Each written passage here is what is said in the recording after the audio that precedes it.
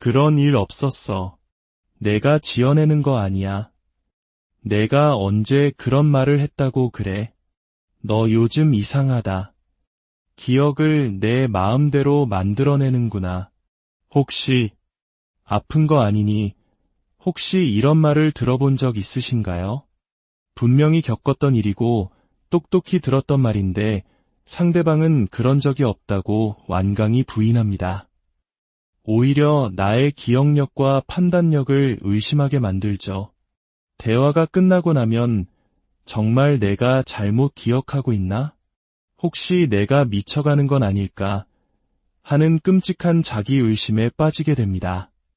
만약 당신이 고개를 끄덕이고 있다면 당신은 아마도 심리적 학대의 한 형태인 가스라이팅을 경험했을 가능성이 높습니다. 그리고 어쩌면 그 사실조차 인지하지 못했을 수도 있습니다. 오늘 우리는 심리적 학대에 관한 가장 위험한 통념 중 하나에 대해 이야기 나누고자 합니다. 바로 소리치거나 물리적인 폭력이 없으면 학대가 아니다라는 잘못된 믿음입니다. 눈에 보이지 않기에 더욱 교묘하고 파괴적인 이 폭력의 실체를 함께 들여다보겠습니다. 가스라이팅이라는 용어는 1940년대에 나온 가스등이라는 아주 오래된 영화에서 유래했습니다. 영화 속에서 한 남편은 집안의 가스등 밝기를 일부러 조금씩 어둡게 조절합니다. 아내가 집이 좀 어두워진 것 같지 않아요? 라고 물을 때마다 남편은 아주 태연하게 대답하죠. 무슨 소리야? 당신이 헛것을 보는구먼. 모든 게 그대로인데 남편은 이처럼 사소하고 일상적인 상황들을 반복적으로 이용하여 아내의 현실 감각을 교묘하게 조종합니다. 결국 아내는 자신의 기억력, 지각 능력, 나아가 자기 자신의 온전한 정신까지 의심하게 되면서 서서히 무너져 내립니다. 이 영화에서 비롯된 가스라이팅은 상대방을 교묘하게 조종하여 스스로를 문제 있는 사람으로 느끼게 만들고 자신의 현실 감각과 감정을 믿지 못하게 만드는 모든 행위를 일컫는 심리학 용어가 되었습니다. 그렇다면 왜 눈에 보이는 상처가 없으면 학대가 아니다라는 통념이 사라지지 않는 걸까요? 첫째, 우리 사회는 눈에 보이는 것을 중시하는 경향이 있습니다. 신체적 상처는 사진을 찍어 증거로 남길 수 있고 누구도 부인할 수 없지만 심리적 피해는 눈에 보이지 않는 마음의 상처이기에 증명하기가 매우 어렵습니다. 둘째, 조금은 불편한 진실일 수 있지만 이러한 통념이 가해자에게는 매우 편리하기 때문입니다. 가스라이팅은 피해자의 판단력을 흐리게 하고 자기의심에 가득 차게 만들어 아무런 저항도 할 수 없게 만드는 아주 효과적인 통제와 권력의 도구입니다. 그 과정이 너무나 교묘하고 미묘해서 피해자 본인조차 자신이 학대당하고 있다는 사실을 깨닫기까지 아주 오랜 시간이 걸립니다. 가스라이팅이 피해자에게 미치는 영향은 실로 파괴적입니다. 피해자들은 자신이 조종당하고 있다는 사실을 깨닫는데 수년이 걸리기도 합니다. 그들은 끊임없이 모든 것을 의심하기 시작합니다. 내가 꿈을 꾼 건가? 혹시 내 잘못인가? 내가 정말 이상한 사람인 걸까? 자신의 생각, 감정, 기억조차 믿을 수 없게 되면 도대체 무엇을 의지하며 살아갈 수 있을까요? 자존감은 산산조각이 나고 그 빈자리에는 극심한 불안, 우울증, 불면증, 공황 발작이 찾아옵니다. 심한 경우 외상 후 스트레스 장애로까지 이어지기도 합니다. 가장 최악인 것은 많은 피해자들이 스스로를 고립시킨다는 점입니다. 내가 겪는 일을 친구나 가족에게 털어놓아도 그들마저 나를 믿어주지 않을까봐 혹은 나를 이상한 사람으로 볼까 봐 두려워 입을 닫아버립니다. 이 정도는 다들 겪고 사는 거 아닐까? 원래 부부 사이란 다 이런 거지. 내가 너무 예민하게 구는 걸 거야라고 스스로를 합리화하며 끔찍한 외로움 속에 갇히게 됩니다.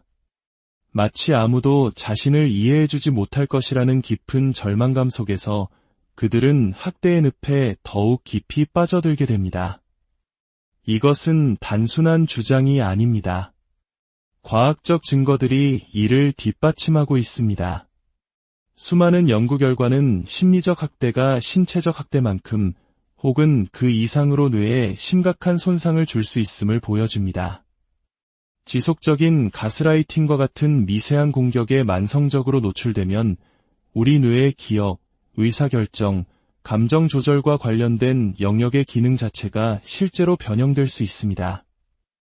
미시간 대학의 한 연구팀은 연인 관계에서 가스라이팅을 경험한 1000명 이상의 사람들을 분석했습니다. 그 결과는 충격적이었습니다. 70% 이상이 심각한 불안 증세를 보였고 60%는 임상적 우울증 진단을 받을 수준의 증상을 나타냈습니다. 그리고 가장 충격적인 사실은 4명 중 1명이 복합 외상 후 스트레스 장애와 유사한 증상을 겪고 있었다는 점입니다. 여기서 한 가지 흥미롭고도 가슴 아픈 사실이 있습니다. 가스라이팅은 피해자의 현실 인식을 너무나 심하게 왜곡시켜 많은 피해자들이 나중에는 자신의 감정 자체에 대해 사과하기 시작한다는 것입니다. 내가 너무 예민하게 느껴서 미안해와 같이 자신의 자연스러운 감정 표현에 대해 죄책감을 느끼고 용서를 구하는 지경에 이르는 것입니다. 가스라이팅은 모두에게 동일하게 영향을 미치지 않습니다. 사회적으로나 경제적으로 힘이 약한 위치에 있는 사람들, 예를 들어 여성, 소수자, 청소년, 그리고 가해자에 비해 권력이 적은 사람들이 가스라이팅의 피해자가 될 위험이 더 큽니다. 왜냐하면 이 교묘한 심리 조종은 본질적으로 관계 속의 불평등과 권력 격차를 먹고 자라기 때문입니다. 사회학자 페이지 스위트는 피해자가 이미 취약한 위치에 있거나 사회적 차별에 직면해 있을 때 가스라이팅이 가장 효과적으로 작동한다고 말합니다. 조종자는 바로 그 약점을 파고들어 자신의 기회로 삼는 것입니다. 결과적으로 지속적인 감정적 조작에 노출된 사람들은 점차 스스로를 고립시키고 건강한 대인관계를 맺는데 큰 어려움을 겪게 됩니다.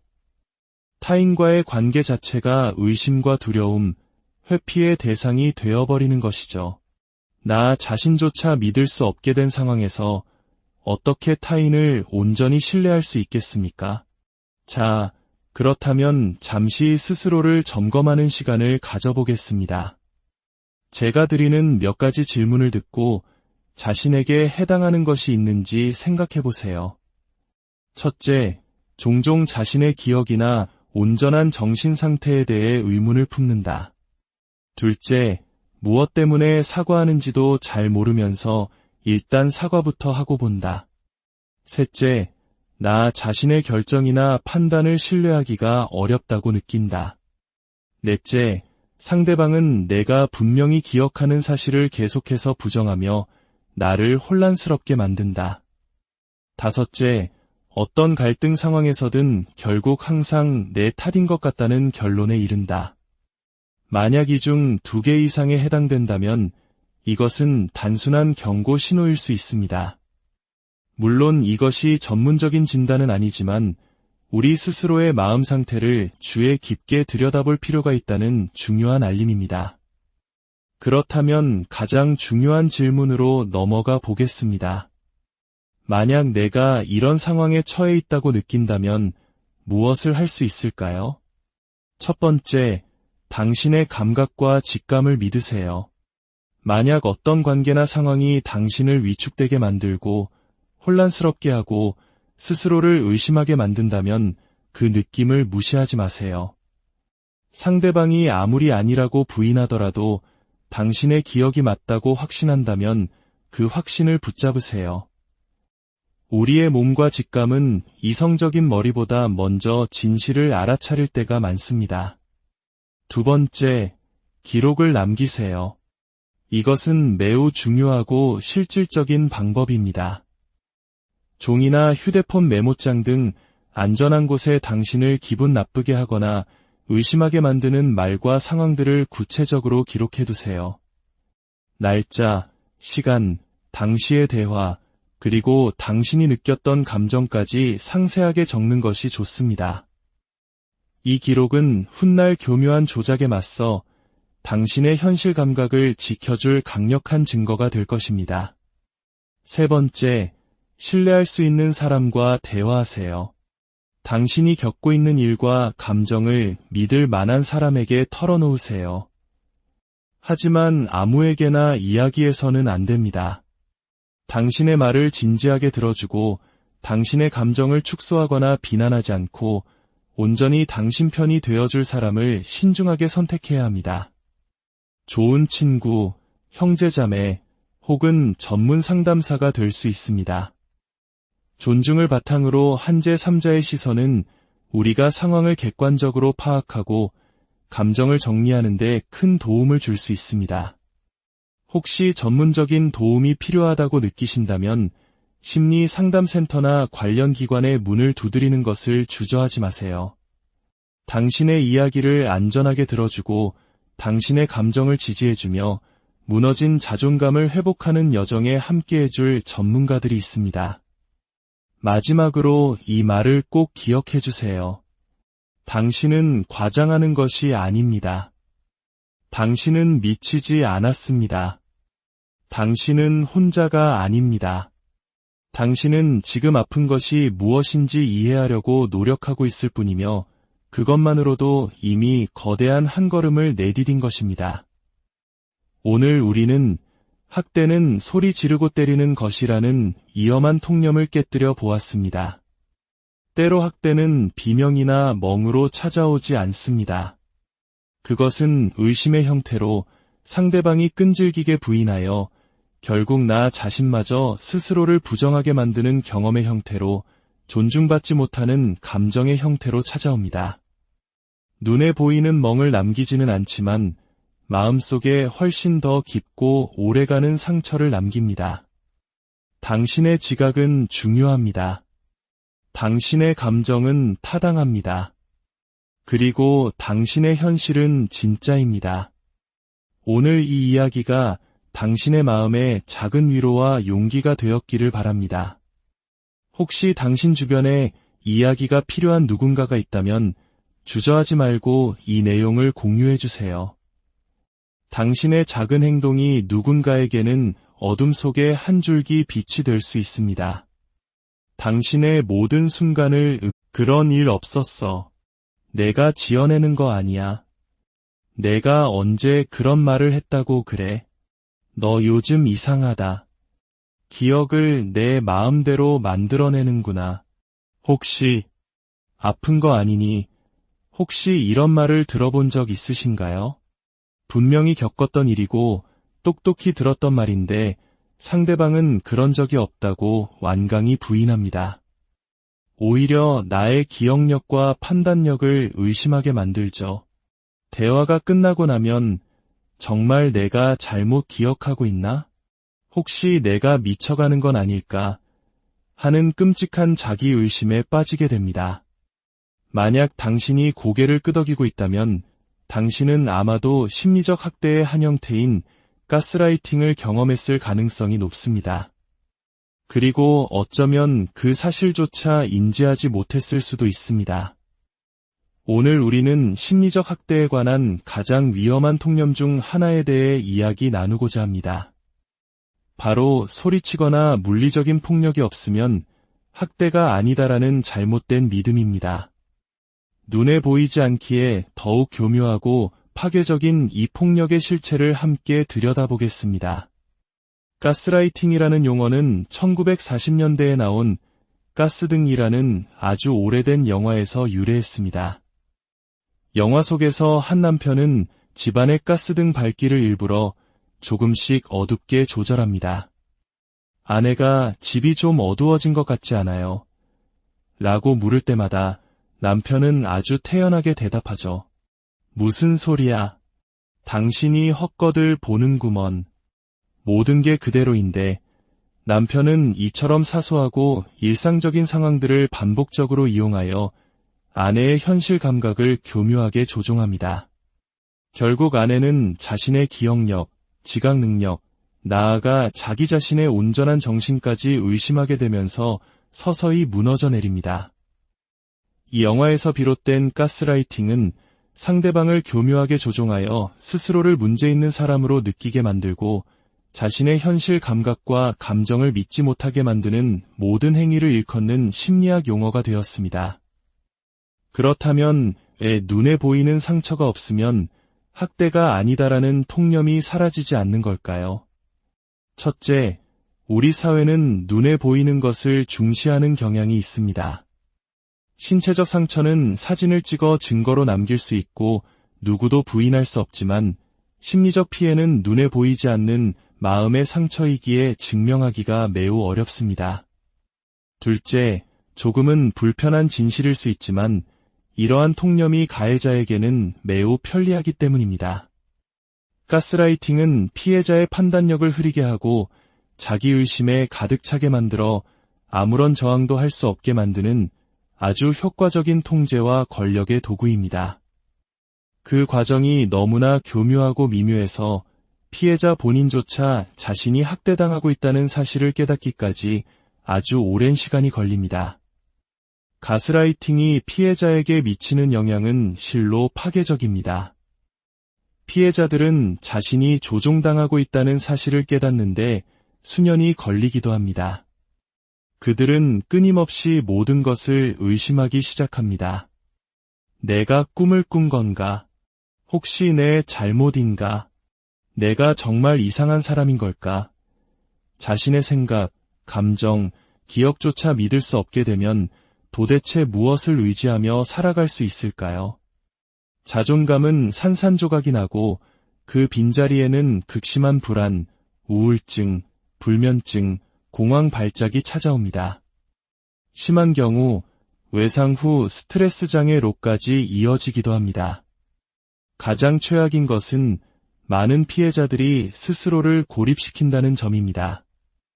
내가 겪는 일을 친구나 가족에게 털어놓아도 그들마저 나를 믿어주지 않을까봐 혹은 나를 이상한 사람으로 볼까 봐 두려워 입을 닫아버립니다. 이 정도는 다들 겪고 사는 거 아닐까? 원래 부부 사이란 다 이런 거지. 내가 너무 예민하게 구는 걸 거야라고 스스로를 합리화하며 끔찍한 외로움 속에 갇히게 됩니다. 마치 아무도 자신을 이해해주지 못할 것이라는 깊은 절망감 속에서 그들은 학대의 늪에 더욱 깊이 빠져들게 됩니다. 이것은 단순한 주장이 아닙니다. 과학적 증거들이 이를 뒷받침하고 있습니다. 수많은 연구 결과는 심리적 학대가 신체적 학대만큼 혹은 그 이상으로 뇌에 심각한 손상을 줄 수 있음을 보여줍니다. 지속적인 가스라이팅과 같은 미세한 공격에 만성적으로 노출되면 우리 뇌의 기억, 의사결정, 감정 조절과 관련된 영역의 기능 자체가 실제로 변형될 수 있습니다.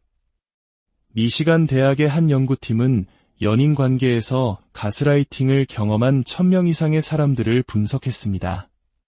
그 결과는 충격적이었습니다.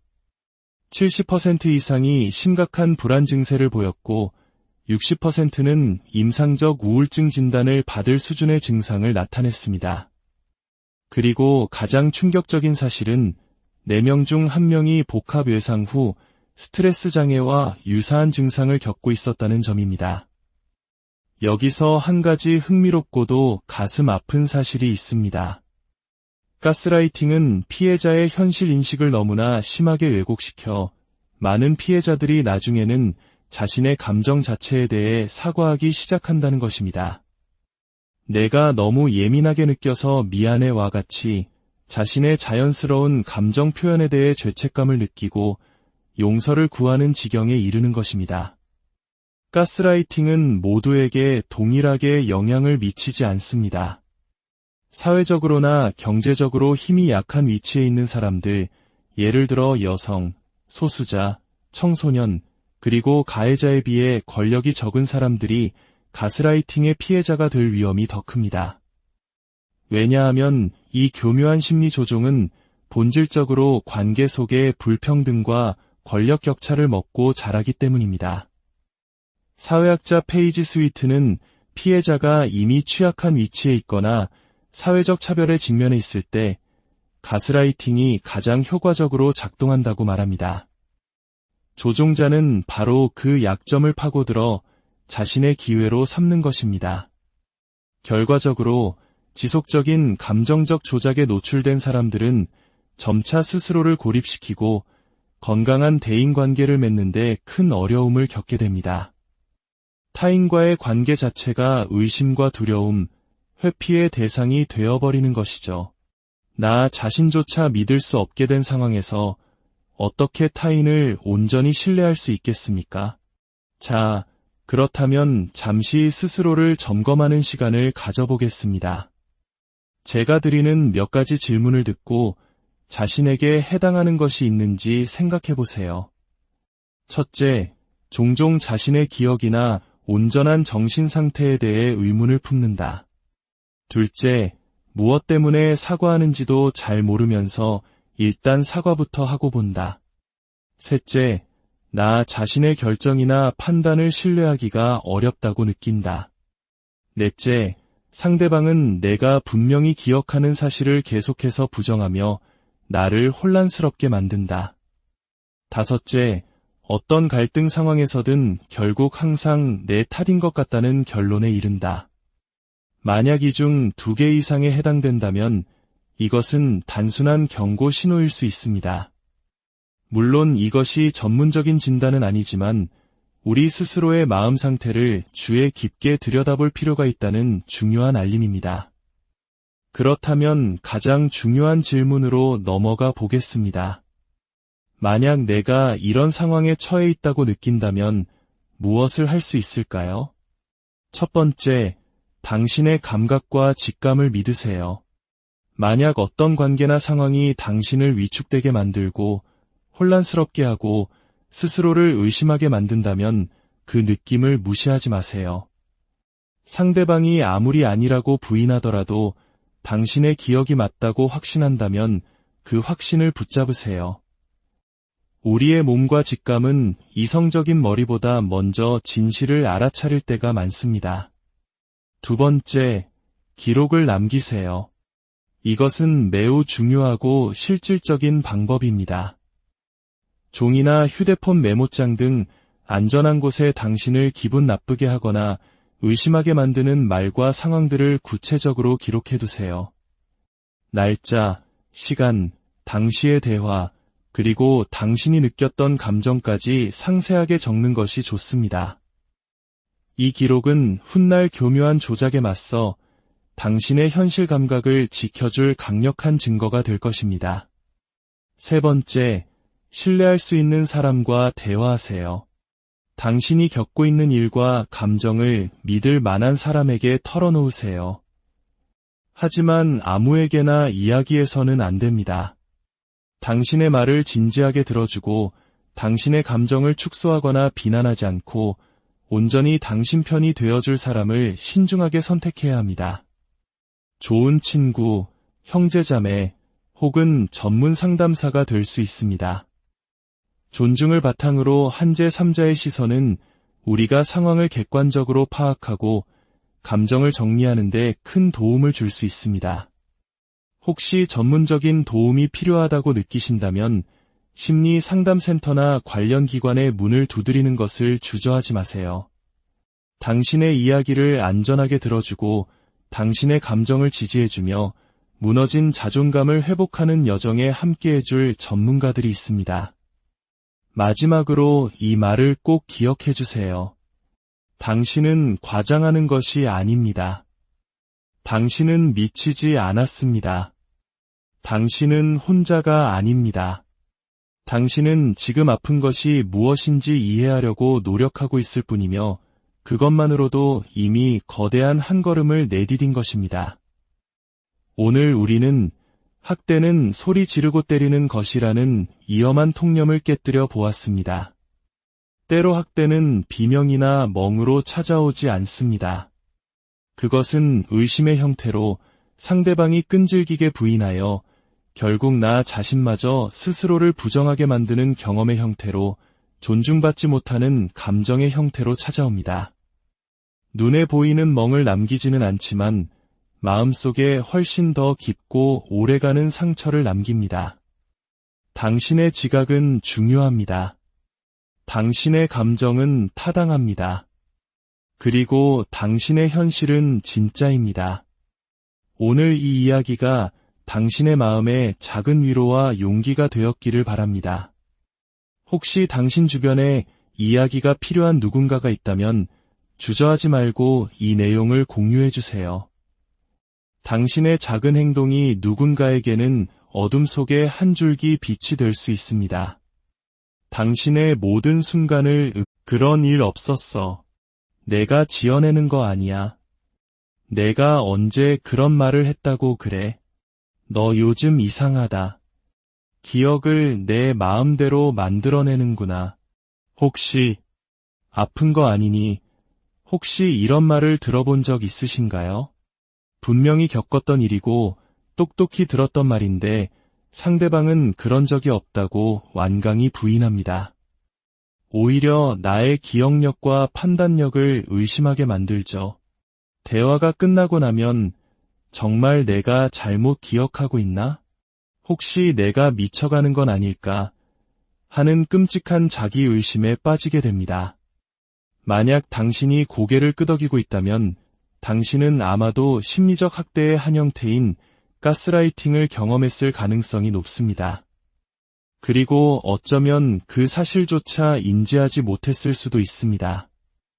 오늘 우리는 심리적 학대에 관한 가장 위험한 통념 중 하나에 대해 이야기 나누고자 합니다. 바로 소리치거나 물리적인 폭력이 없으면 학대가 아니다라는 잘못된 믿음입니다. 눈에 보이지 않기에 더욱 교묘하고 파괴적인 이 폭력의 실체를 함께 들여다보겠습니다. 가스라이팅이라는 용어는 1940년대에 나온 가스등이라는 아주 오래된 영화에서 유래했습니다. 영화 속에서 한 남편은 집안의 가스등 밝기를 일부러 조금씩 어둡게 조절합니다. 아내가 집이 좀 어두워진 것 같지 않아요? 라고 물을 때마다 남편은 아주 태연하게 대답하죠. 무슨 소리야? 당신이 헛것을 보는구먼.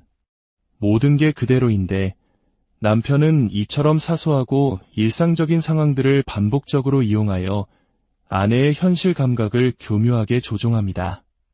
결국 아내는 자신의 기억력, 지각 능력, 나아가 자기 자신의 온전한 정신까지 의심하게 되면서 서서히 무너져 내립니다. 이 영화에서 비롯된 가스라이팅은 상대방을 교묘하게 조종하여 스스로를 문제 있는 사람으로 느끼게 만들고 자신의 현실 감각과 감정을 믿지 못하게 만드는 모든 행위를 일컫는 심리학 용어가 되었습니다.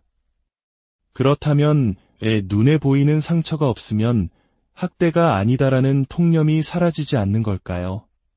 첫째, 우리 사회는 눈에 보이는 것을 중시하는 경향이 있습니다.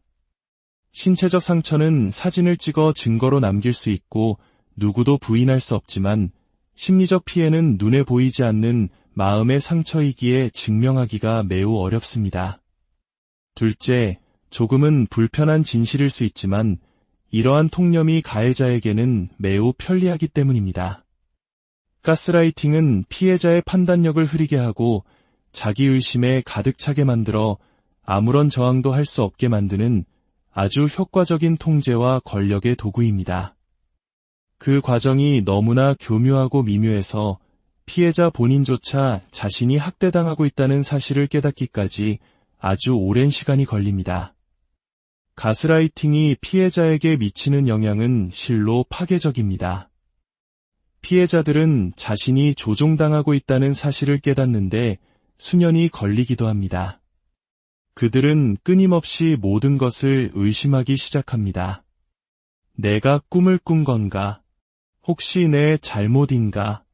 내가 정말 이상한 사람인 걸까? 자신의 생각, 감정, 기억조차 믿을 수 없게 되면 도대체 무엇을 의지하며 살아갈 수 있을까요? 자존감은 산산조각이 나고 그 빈자리에는 극심한 불안, 우울증, 불면증, 공황 발작이 찾아옵니다. 심한 경우 외상 후 스트레스 장애로까지 이어지기도 합니다. 가장 최악인 것은 많은 피해자들이 스스로를 고립시킨다는 점입니다. 내가 겪는 일을 친구나 가족에게 털어놓아도 그들마저 나를 믿어주지 않을까봐 혹은 나를 이상한 사람으로 볼까 봐 두려워 입을 닫아버립니다. 이 정도는 다들 겪고 사는 거 아닐까? 원래 부부 사이란 다 이런 거지.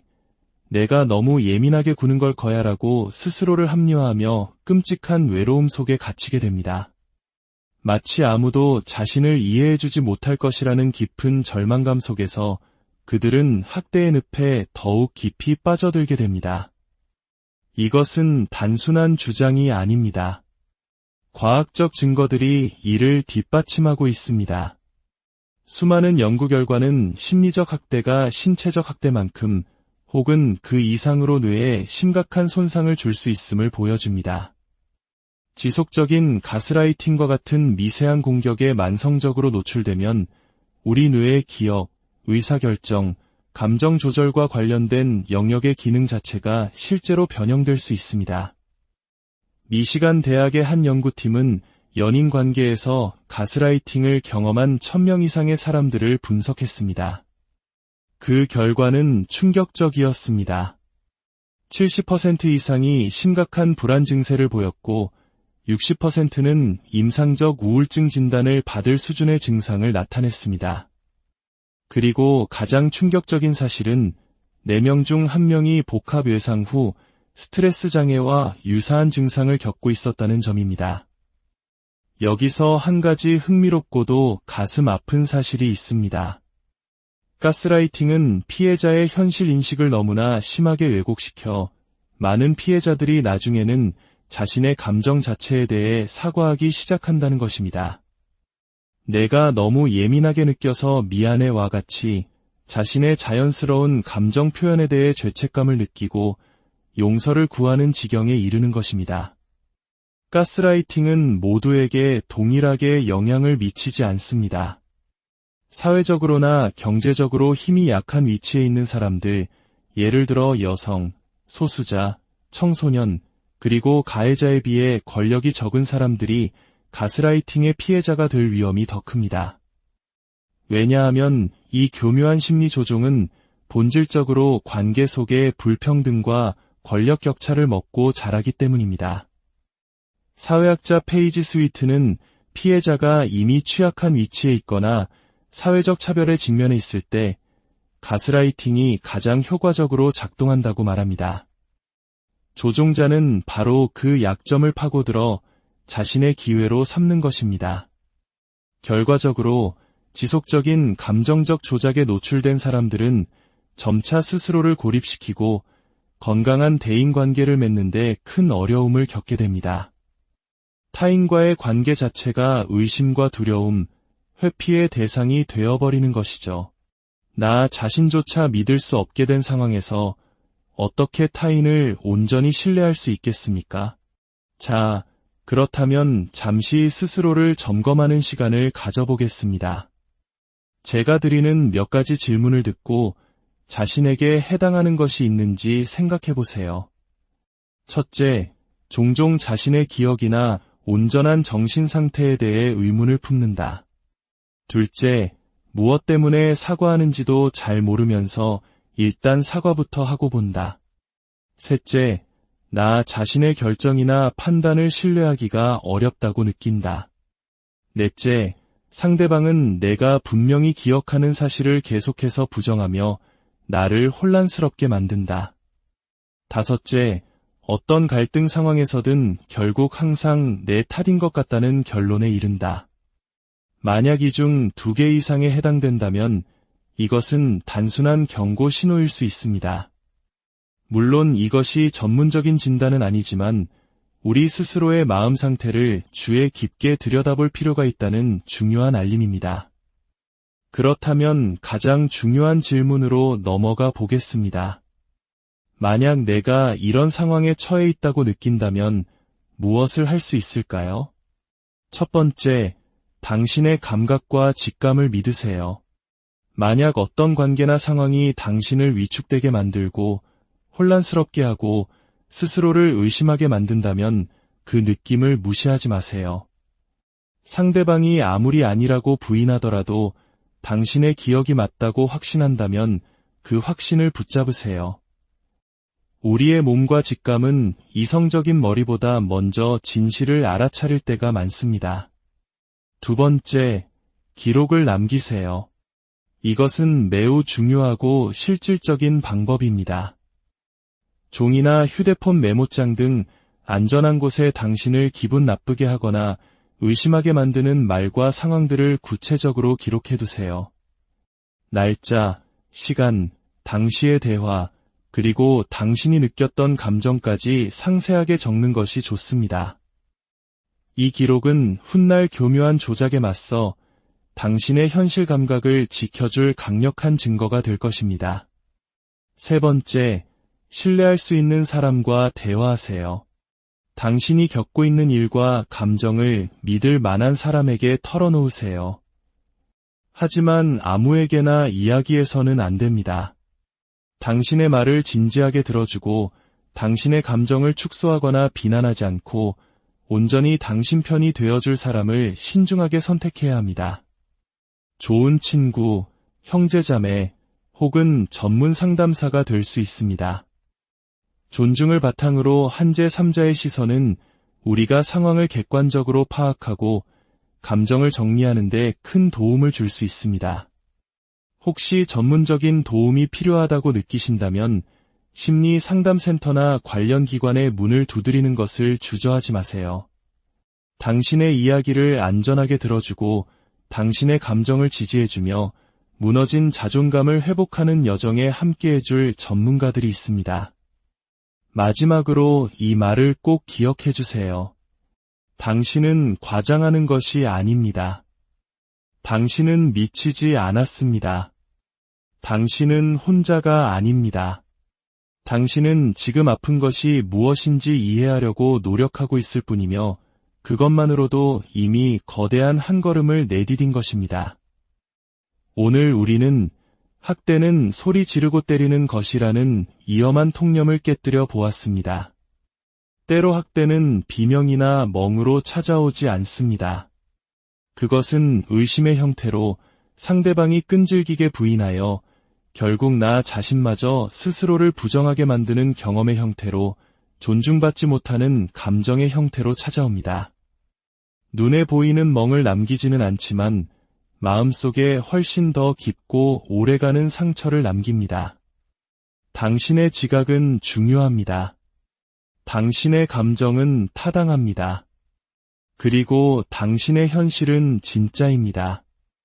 오늘 이 이야기가 당신의 마음에 작은 위로와 용기가 되었기를 바랍니다. 혹시 당신 주변에 이야기가 필요한 누군가가 있다면 주저하지 말고 이 내용을 공유해 주세요. 당신의 작은 행동이 누군가에게는 어둠 속의 한 줄기 빛이 될 수 있습니다. 당신의 모든 순간을 그런 일 없었어. 내가 지어내는 거 아니야. 내가 언제 그런 말을 했다고 그래. 너 요즘 이상하다. 기억을 내 마음대로 만들어내는구나. 혹시 아픈 거 아니니? 혹시 이런 말을 들어본 적 있으신가요? 분명히 겪었던 일이고 똑똑히 들었던 말인데 상대방은 그런 적이 없다고 완강히 부인합니다. 오히려 나의 기억력과 판단력을 의심하게 만들죠. 대화가 끝나고 나면 정말 내가 잘못 기억하고 있나? 혹시 내가 미쳐가는 건 아닐까? 하는 끔찍한 자기의심에 빠지게 됩니다. 만약 당신이 고개를 끄덕이고 있다면 당신은 아마도 심리적 학대의 한 형태인 가스라이팅을 경험했을 가능성이 높습니다. 그리고 어쩌면 그 사실조차 인지하지 못했을 수도 있습니다. 오늘 우리는 심리적 학대에 관한 가장 위험한 통념 중 하나에 대해 이야기 나누고자 합니다. 바로 소리치거나 물리적인 폭력이 없으면 학대가 아니다라는 잘못된 믿음입니다. 눈에 보이지 않기에 더욱 교묘하고 파괴적인 이 폭력의 실체를 함께 들여다보겠습니다. 가스라이팅이라는 용어는 1940년대에 나온 가스등이라는 아주 오래된 영화에서 유래했습니다. 영화 속에서 한 남편은 집안의 가스등 밝기를 일부러 조금씩 어둡게 조절합니다. 아내가 집이 좀 어두워진 것 같지 않아요? 라고 물을 때마다 남편은 아주 태연하게 대답하죠. 무슨 소리야? 당신이 헛것을 보는구먼. 모든 게 그대로인데 남편은 이처럼 사소하고 일상적인 상황들을 반복적으로 이용하여 아내의 현실 감각을 교묘하게 조종합니다. 결국 아내는 자신의 기억력, 지각 능력, 나아가 자기 자신의 온전한 정신까지 의심하게 되면서 서서히 무너져 내립니다. 이 영화에서 비롯된 가스라이팅은 상대방을 교묘하게 조종하여 스스로를 문제 있는 사람으로 느끼게 만들고 자신의 현실 감각과 감정을 믿지 못하게 만드는 모든 행위를 일컫는 심리학 용어가 되었습니다. 그렇다면 왜 눈에 보이는 상처가 없으면 학대가 아니다라는 통념이 사라지지 않는 걸까요? 첫째, 우리 사회는 눈에 보이는 것을 중시하는 경향이 있습니다. 신체적 상처는 사진을 찍어 증거로 남길 수 있고 누구도 부인할 수 없지만 심리적 피해는 눈에 보이지 않는 마음의 상처이기에 증명하기가 매우 어렵습니다. 둘째, 조금은 불편한 진실일 수 있지만 이러한 통념이 가해자에게는 매우 편리하기 때문입니다. 가스라이팅은 피해자의 판단력을 흐리게 하고 자기의심에 가득 차게 만들어 아무런 저항도 할 수 없게 만드는 아주 효과적인 통제와 권력의 도구입니다. 그 과정이 너무나 교묘하고 미묘해서 피해자 본인조차 자신이 학대당하고 있다는 사실을 깨닫기까지 아주 오랜 시간이 걸립니다. 가스라이팅이 피해자에게 미치는 영향은 실로 파괴적입니다. 피해자들은 자신이 조종당하고 있다는 사실을 깨닫는데 수년이 걸리기도 합니다. 그들은 끊임없이 모든 것을 의심하기 시작합니다. 내가 꿈을 꾼 건가? 혹시 내 잘못인가? 내가 정말 이상한 사람인 걸까? 자신의 생각, 감정, 기억조차 믿을 수 없게 되면 도대체 무엇을 의지하며 살아갈 수 있을까요? 자존감은 산산조각이 나고 그 빈자리에는 극심한 불안, 우울증, 불면증, 공황 발작이 찾아옵니다. 심한 경우 외상 후 스트레스 장애로까지 이어지기도 합니다. 가장 최악인 것은 많은 피해자들이 스스로를 고립시킨다는 점입니다. 내가 겪는 일을 친구나 가족에게 털어놓아도 그들마저 나를 믿어주지 않을까봐 혹은 나를 이상한 사람으로 볼까 봐 두려워 입을 닫아버립니다. 이 정도는 다들 겪고 사는 거 아닐까? 원래 부부 사이란 다 이런 거지. 내가 너무 예민하게 구는 걸 거야라고 스스로를 합리화하며 끔찍한 외로움 속에 갇히게 됩니다. 마치 아무도 자신을 이해해주지 못할 것이라는 깊은 절망감 속에서 그들은 학대의 늪에 더욱 깊이 빠져들게 됩니다. 이것은 단순한 주장이 아닙니다. 과학적 증거들이 이를 뒷받침하고 있습니다. 수많은 연구 결과는 심리적 학대가 신체적 학대만큼 혹은 그 이상으로 뇌에 심각한 손상을 줄 수 있음을 보여줍니다. 지속적인 가스라이팅과 같은 미세한 공격에 만성적으로 노출되면 우리 뇌의 기억, 의사결정, 감정 조절과 관련된 영역의 기능 자체가 실제로 변형될 수 있습니다. 미시간 대학의 한 연구팀은 연인 관계에서 가스라이팅을 경험한 1000명 이상의 사람들을 분석했습니다. 그 결과는 충격적이었습니다. 70% 이상이 심각한 불안 증세를 보였고 60%는 임상적 우울증 진단을 받을 수준의 증상을 나타냈습니다. 그리고 가장 충격적인 사실은 4명 중 1명이 복합 외상 후 스트레스 장애와 유사한 증상을 겪고 있었다는 점입니다. 여기서 한 가지 흥미롭고도 가슴 아픈 사실이 있습니다. 가스라이팅은 피해자의 현실 인식을 너무나 심하게 왜곡시켜 많은 피해자들이 나중에는 자신의 감정 자체에 대해 사과하기 시작한다는 것입니다. 내가 너무 예민하게 느껴서 미안해와 같이 자신의 자연스러운 감정 표현에 대해 죄책감을 느끼고 용서를 구하는 지경에 이르는 것입니다. 가스라이팅은 모두에게 동일하게 영향을 미치지 않습니다. 사회적으로나 경제적으로 힘이 약한 위치에 있는 사람들, 예를 들어 여성, 소수자, 청소년, 그리고 가해자에 비해 권력이 적은 사람들이 가스라이팅의 피해자가 될 위험이 더 큽니다. 왜냐하면 이 교묘한 심리 조종은 본질적으로 관계 속의 불평등과 권력 격차를 먹고 자라기 때문입니다. 사회학자 페이지 스위트는 피해자가 이미 취약한 위치에 있거나 사회적 차별에 직면해 있을 때 가스라이팅이 가장 효과적으로 작동한다고 말합니다. 조종자는 바로 그 약점을 파고들어 자신의 기회로 삼는 것입니다. 결과적으로 지속적인 감정적 조작에 노출된 사람들은 점차 스스로를 고립시키고 건강한 대인관계를 맺는데 큰 어려움을 겪게 됩니다. 타인과의 관계 자체가 의심과 두려움, 회피의 대상이 되어버리는 것이죠. 나 자신조차 믿을 수 없게 된 상황에서 어떻게 타인을 온전히 신뢰할 수 있겠습니까? 자, 그렇다면 잠시 스스로를 점검하는 시간을 가져보겠습니다. 제가 드리는 몇 가지 질문을 듣고 자신에게 해당하는 것이 있는지 생각해 보세요. 첫째, 종종 자신의 기억이나 온전한 정신 상태에 대해 의문을 품는다. 둘째, 무엇 때문에 사과하는지도 잘 모르면서 일단 사과부터 하고 본다. 셋째, 나 자신의 결정이나 판단을 신뢰하기가 어렵다고 느낀다. 넷째, 상대방은 내가 분명히 기억하는 사실을 계속해서 부정하며 나를 혼란스럽게 만든다.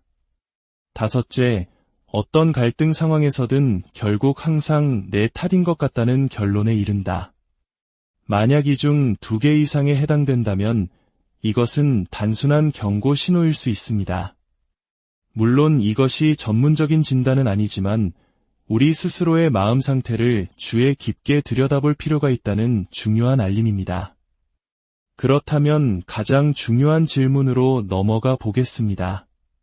만약 내가 이런 상황에 처해 있다고 느낀다면 무엇을 할 수 있을까요? 첫 번째, 당신의 감각과 직감을 믿으세요. 만약 어떤 관계나 상황이 당신을 위축되게 만들고 혼란스럽게 하고 스스로를 의심하게 만든다면 그 느낌을 무시하지 마세요. 상대방이 아무리 아니라고 부인하더라도 당신의 기억이 맞다고 확신한다면 그 확신을 붙잡으세요. 우리의 몸과 직감은 이성적인 머리보다 먼저 진실을 알아차릴 때가 많습니다. 두 번째, 기록을 남기세요. 이것은 매우 중요하고 실질적인 방법입니다. 종이나 휴대폰 메모장 등 안전한 곳에 당신을 기분 나쁘게 하거나 의심하게 만드는 말과 상황들을 구체적으로 기록해두세요. 날짜, 시간, 당시의 대화, 그리고 당신이 느꼈던 감정까지 상세하게 적는 것이 좋습니다. 이 기록은 훗날 교묘한 조작에 맞서 당신의 현실 감각을 지켜줄 강력한 증거가 될 것입니다. 세 번째, 신뢰할 수 있는 사람과 대화하세요. 당신이 겪고 있는 일과 감정을 믿을 만한 사람에게 털어놓으세요. 하지만 아무에게나 이야기해서는 안 됩니다. 당신의 말을 진지하게 들어주고 당신의 감정을 축소하거나 비난하지 않고 온전히 당신 편이 되어줄 사람을 신중하게 선택해야 합니다. 좋은 친구, 형제자매 혹은 전문 상담사가 될 수 있습니다. 존중을 바탕으로 한 제3자의 시선은 우리가 상황을 객관적으로 파악하고 감정을 정리하는 데 큰 도움을 줄 수 있습니다. 혹시 전문적인 도움이 필요하다고 느끼신다면 심리 상담센터나 관련 기관의 문을 두드리는 것을 주저하지 마세요. 당신의 이야기를 안전하게 들어주고 당신의 감정을 지지해주며 무너진 자존감을 회복하는 여정에 함께해줄 전문가들이 있습니다.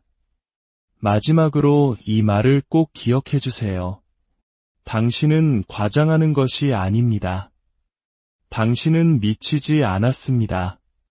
당신은 혼자가 아닙니다. 당신은 지금 아픈 것이 무엇인지 이해하려고 노력하고 있을 뿐이며 그것만으로도 이미 거대한 한 걸음을 내디딘 것입니다. 오늘 우리는 학대는 소리 지르고 때리는 것이라는 위험한 통념을 깨뜨려 보았습니다. 때로 학대는 비명이나 멍으로 찾아오지 않습니다. 그것은 의심의 형태로 상대방이 끈질기게 부인하여 결국 나 자신마저 스스로를 부정하게 만드는 경험의 형태로 존중받지 못하는 감정의 형태로 찾아옵니다. 눈에 보이는 멍을 남기지는 않지만 마음속에 훨씬 더 깊고 오래가는 상처를 남깁니다. 당신의 지각은 중요합니다. 당신의 감정은 타당합니다. 그리고 당신의 현실은 진짜입니다. 오늘 이 이야기가 당신의 마음에 작은 위로와 용기가 되었기를 바랍니다. 혹시 당신 주변에 이야기가 필요한 누군가가 있다면 주저하지 말고 이 내용을 공유해 주세요. 당신의 작은 행동이 누군가에게는 어둠 속의 한 줄기 빛이 될 수 있습니다. 당신의 모든 순간을 그런 일 없었어. 내가 지어내는 거 아니야. 내가 언제 그런 말을 했다고 그래. 너 요즘 이상하다. 기억을 내 마음대로 만들어내는구나. 혹시 아픈 거 아니니? 혹시 이런 말을 들어본 적 있으신가요? 분명히 겪었던 일이고 똑똑히 들었던 말인데 상대방은 그런 적이 없다고 완강히 부인합니다. 오히려 나의 기억력과 판단력을 의심하게 만들죠. 대화가 끝나고 나면 정말 내가 잘못 기억하고 있나? 혹시 내가 미쳐가는 건 아닐까? 하는 끔찍한 자기의심에 빠지게 됩니다. 만약 당신이 고개를 끄덕이고 있다면 당신은 아마도 심리적 학대의 한 형태인 가스라이팅을 경험했을 가능성이 높습니다. 그리고 어쩌면 그 사실조차 인지하지 못했을 수도 있습니다. 오늘 우리는 심리적 학대에 관한 가장 위험한 통념 중 하나에 대해 이야기 나누고자 합니다. 바로 소리치거나 물리적인 폭력이 없으면 학대가 아니다라는 잘못된 믿음입니다. 눈에 보이지 않기에 더욱 교묘하고 파괴적인 이 폭력의 실체를 함께 들여다보겠습니다. 가스라이팅이라는 용어는 1940년대에 나온 가스등이라는 아주 오래된 영화에서 유래했습니다. 영화 속에서 한 남편은 집안의 가스등 밝기를 일부러 조금씩 어둡게 조절합니다. 아내가 집이 좀 어두워진 것 같지 않아요? 라고 물을 때마다 남편은 아주 태연하게 대답하죠. 무슨 소리야? 당신이 헛것을 보는구먼. 모든 게 그대로인데 남편은 이처럼 사소하고 일상적인 상황들을 반복적으로 이용하여 아내의 현실 감각을 교묘하게 조종합니다. 결국 아내는 자신의 기억력, 지각 능력, 나아가 자기 자신의 온전한 정신까지 의심하게 되면서 서서히 무너져 내립니다. 이 영화에서 비롯된 가스라이팅은 상대방을 교묘하게 조종하여 스스로를 문제 있는 사람으로 느끼게 만들고 자신의 현실 감각과 감정을 믿지 못하게 만드는 모든 행위를 일컫는 심리학 용어가 되었습니다. 그렇다면 왜 눈에 보이는 상처가 없으면 학대가 아니다라는 통념이 사라지지 않는 걸까요? 첫째, 우리 사회는 눈에 보이는 것을 중시하는 경향이 있습니다. 신체적 상처는 사진을 찍어 증거로 남길 수 있고 누구도 부인할 수 없지만 심리적 피해는 눈에 보이지 않는 마음의 상처이기에 증명하기가 매우 어렵습니다. 둘째, 조금은 불편한 진실일 수 있지만 이러한 통념이 가해자에게는 매우 편리하기 때문입니다. 가스라이팅은 피해자의 판단력을 흐리게 하고 자기의심에 가득 차게 만들어 아무런 저항도 할 수 없게 만드는 아주 효과적인 통제와 권력의 도구입니다. 그 과정이 너무나 교묘하고 미묘해서 피해자 본인조차 자신이 학대당하고 있다는 사실을 깨닫기까지 아주 오랜 시간이 걸립니다. 가스라이팅이 피해자에게 미치는 영향은 실로 파괴적입니다. 피해자들은 자신이 조종당하고 있다는 사실을 깨닫는데 수년이 걸리기도 합니다. 그들은 끊임없이 모든 것을 의심하기 시작합니다. 내가 꿈을 꾼 건가? 혹시 내 잘못인가? 내가 정말 이상한 사람인 걸까? 자신의 생각, 감정, 기억조차 믿을 수 없게 되면 도대체 무엇을 의지하며 살아갈 수 있을까요? 자존감은 산산조각이 나고 그 빈자리에는 극심한 불안, 우울증, 불면증, 공황 발작이 찾아옵니다. 심한 경우 외상 후 스트레스 장애로까지 이어지기도 합니다. 가장 최악인 것은 많은 피해자들이 스스로를 고립시킨다는 점입니다. 내가 겪는 일을 친구나 가족에게 털어놓아도 그들마저 나를 믿어주지 않을까봐 혹은 나를 이상한 사람으로 볼까 봐 두려워 입을 닫아버립니다. 이 정도는 다들 겪고 사는 거 아닐까? 원래 부부 사이란 다 이런 거지. 내가 너무 예민하게 구는 걸 거야라고 스스로를 합리화하며 끔찍한 외로움 속에 갇히게 됩니다. 마치 아무도 자신을 이해해주지 못할 것이라는 깊은 절망감 속에서 그들은 학대의 늪에 더욱 깊이 빠져들게 됩니다. 이것은 단순한 주장이 아닙니다. 과학적 증거들이 이를 뒷받침하고 있습니다. 수많은 연구 결과는 심리적 학대가 신체적 학대만큼 혹은 그 이상으로 뇌에 심각한 손상을 줄 수 있음을 보여줍니다. 지속적인 가스라이팅과 같은 미세한 공격에 만성적으로 노출되면 우리 뇌의 기억, 의사결정, 감정 조절과 관련된 영역의 기능 자체가 실제로 변형될 수 있습니다. 미시간 대학의 한 연구팀은 연인 관계에서 가스라이팅을 경험한 1000명 이상의 사람들을 분석했습니다. 그 결과는 충격적이었습니다. 70% 이상이 심각한 불안 증세를 보였고 60%는 임상적 우울증 진단을 받을 수준의 증상을 나타냈습니다. 그리고 가장 충격적인 사실은 4명 중 1명이 복합 외상 후 스트레스 장애와 유사한 증상을 겪고 있었다는 점입니다. 여기서 한 가지 흥미롭고도 가슴 아픈 사실이 있습니다. 가스라이팅은 피해자의 현실 인식을 너무나 심하게 왜곡시켜 많은 피해자들이 나중에는 자신의 감정 자체에 대해 사과하기 시작한다는 것입니다. 내가 너무 예민하게 느껴서 미안해와 같이 자신의 자연스러운 감정 표현에 대해 죄책감을 느끼고 용서를 구하는 지경에 이르는 것입니다. 가스라이팅은 모두에게 동일하게 영향을 미치지 않습니다. 사회적으로나 경제적으로 힘이 약한 위치에 있는 사람들, 예를 들어 여성, 소수자, 청소년, 그리고 가해자에 비해 권력이 적은 사람들이 가스라이팅의 피해자가 될 위험이 더 큽니다. 왜냐하면 이 교묘한 심리 조종은 본질적으로 관계 속의 불평등과 권력 격차를 먹고 자라기 때문입니다. 사회학자 페이지 스위트는 피해자가 이미 취약한 위치에 있거나 사회적 차별에 직면해 있을 때 가스라이팅이 가장 효과적으로 작동한다고 말합니다. 조종자는 바로 그 약점을 파고들어 자신의 기회로 삼는 것입니다.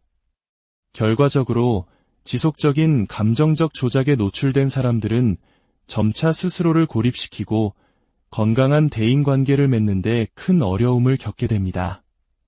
타인과의 관계 자체가 의심과 두려움, 회피의 대상이 되어버리는 것이죠. 나 자신조차 믿을 수 없게 된 상황에서 어떻게 타인을 온전히 신뢰할 수 있겠습니까? 자, 그렇다면 잠시 스스로를 점검하는 시간을 가져보겠습니다. 제가 드리는 몇 가지 질문을 듣고 자신에게 해당하는 것이 있는지 생각해 보세요. 첫째, 종종 자신의 기억이나 온전한 정신 상태에 대해 의문을 품는다. 둘째, 무엇 때문에 사과하는지도 잘 모르면서 일단 사과부터 하고 본다. 셋째, 나 자신의 결정이나 판단을 신뢰하기가 어렵다고 느낀다. 넷째, 상대방은 내가 분명히 기억하는 사실을 계속해서 부정하며 나를 혼란스럽게 만든다. 다섯째, 어떤 갈등 상황에서든 결국 항상 내 탓인 것 같다는 결론에 이른다. 만약 이 중 2개 이상에 해당된다면 이것은 단순한 경고 신호일 수 있습니다. 물론 이것이 전문적인 진단은 아니지만 우리 스스로의 마음 상태를 주에 깊게 들여다볼 필요가 있다는 중요한 알림입니다. 그렇다면 가장 중요한 질문으로 넘어가 보겠습니다.